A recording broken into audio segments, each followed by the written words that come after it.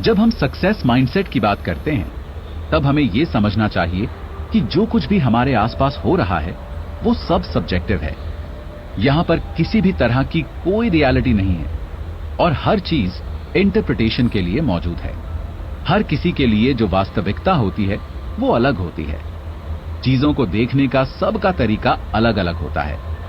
आपको एक उदाहरण देता हूं। मैं ग्रीस में एक बीच पर था। वहां कई सारी महिलाएं बिकिनी में थी। मेरे साथ मेरा एक दोस्त भी था जो उन लड़कियों को देखकर बहुत खुश हो रहा था और उनसे बात करना चाह रहा था।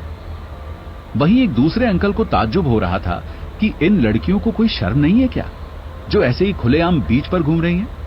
अब आप यहां खुद ही देख सकते हैं कि कैसे दो लोगों की सोच और नजरिया अलग अलग है। ये सब कुछ बिलीफ सिस्टम या धारणा की वजह से हो रहा है। जो भी आपके थॉट्स होते हैं ये आपके बिलीफ सिस्टम से प्रोसेस होकर निकलते हैं। मैं आपको उदाहरण देता हूं कि जो कुछ भी हो रहा है वो आपका स्टिमुलस यानी उद्दीपक है। ये आपको हर तरफ से लगातार मिलता रहता है, अर्थात रिसीव होता रहता है।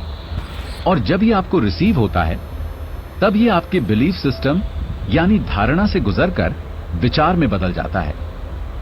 यानी आपकी धारणा या बिलीफ सिस्टम एक फिल्ट्रेशन प्रोसेस है। अगर आपका बिलीफ सिस्टम सक्सेस की तरफ मुड़ा हुआ है तो हर चीज उसी तरफ जाएगी। आपकी सक्सेस को कोई रोक नहीं सकता, फिर चाहे कितनी भी रुकावटें क्यों ना आ जाएं। एक बहुत ही ज्यादा नामी प्रोफेसर थे। एक बार उन्होंने अपने छात्रों से कहा कि वो उन सबको एक वीडियो दिखाएंगे और फिर कहा कि उस वीडियो को देखने के बाद हर कोई अपना रिस्पॉन्स दे। वीडियो में सभी छात्र समुंदर में उठती हुई तेज लहरें देखते हैं, साथ ही घने काले बादल और कड़कती हुई बिजली। उन्हें एक पानी का जहाज आता हुआ दिखता है। वो जहाज तूफानी हवा और पानी के बीच से गुजरता हुआ दिखता है। थोड़े समय बाद वो जहाज डूब जाता है। प्रोफेसर यहां पर वीडियो को रोक देते हैं और अपने छात्रों से पूछते हैं कि वीडियो में उन्होंने क्या देखा। कुछ छात्रों ने कहा कि तेज हवा की वजह से जहाज डूब गया। वहीं कुछ लोगों ने तेज लहरों को इसका जिम्मेदार माना। प्रोफेसर ने कहा कि अपनी जगह हर कोई सही है कि जहाज डूबा, लेकिन वो इसलिए डूबा क्योंकि उसमें पानी भर गया था। इसी तरह आपके आसपास भी ऐसी ही परिस्थितियां होंगी, लेकिन आपका जहाज भी वहीं डूबेगा जहां इसमें पानी भर जाएगा।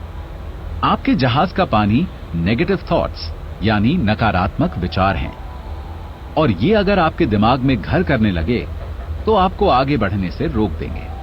ऐसा ही कुछ एक बार एक स्कूल जाने वाले लड़के के साथ होता है।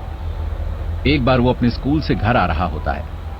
तभी रास्ते में उसे कुछ लड़के रोकते हैं और उसे खूब पीटते हैं और उससे कहते हैं कि तुम किसी भी काम के नहीं हो, तुम्हारी कोई भी वैल्यू नहीं है और तुम्हें कोई प्यार भी नहीं करता।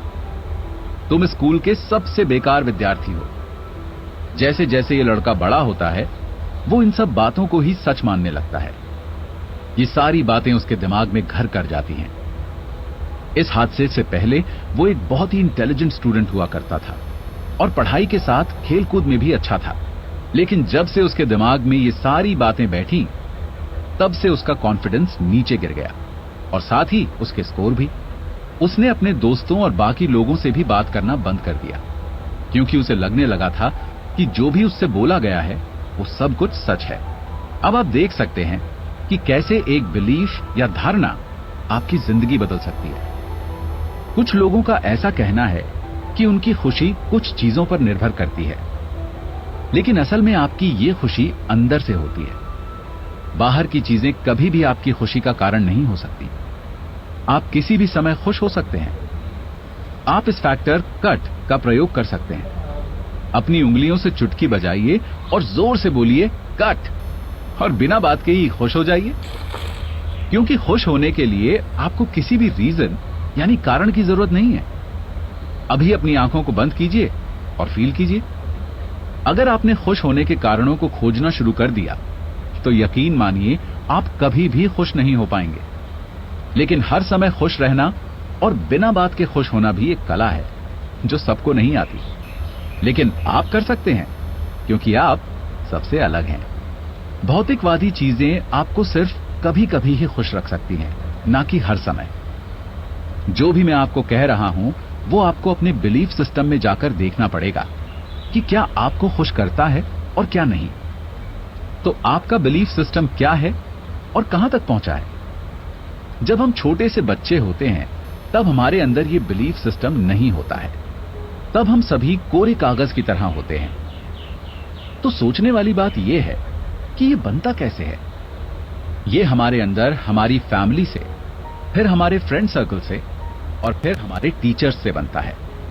और यही तीनों हैं जो हमारे बिलीफ सिस्टम को सबसे ज्यादा प्रभावित करते हैं।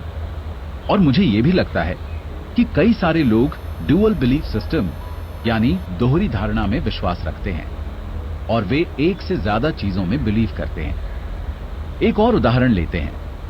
मेरी मां एक बार हमारे पड़ोसी से बात कर रही थी और वो एक दूसरे पड़ोसी के बारे में बोल रही थी कि ये तो उनके कर्म हैं जो उनके सामने आ रहे हैं। कुछ दिन बाद वो पड़ोसन हमारे घर आई और हमें बताने लगी कि उनको बिजनेस में घाटा हो गया है और भगवान ने उनके साथ सही नहीं किया।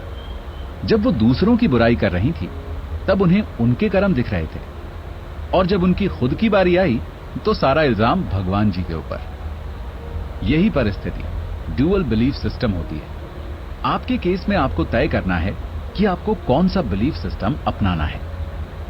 मेरे हिसाब से ये सब कर्म का फल है। जैसा आप बोएंगे वैसा ही आप काटेंगे। जो कुछ भी आपको मिलता है वो एक प्रोसेस या प्रक्रिया के तहत होता है। इस दुनिया में कुछ भी अचानक नहीं होता और सब कुछ पहले से ही निर्धारित है। इस पूरे प्रोसेस को प्रोसेस ऑफ मैनिफेस्टेशन भी कहते हैं।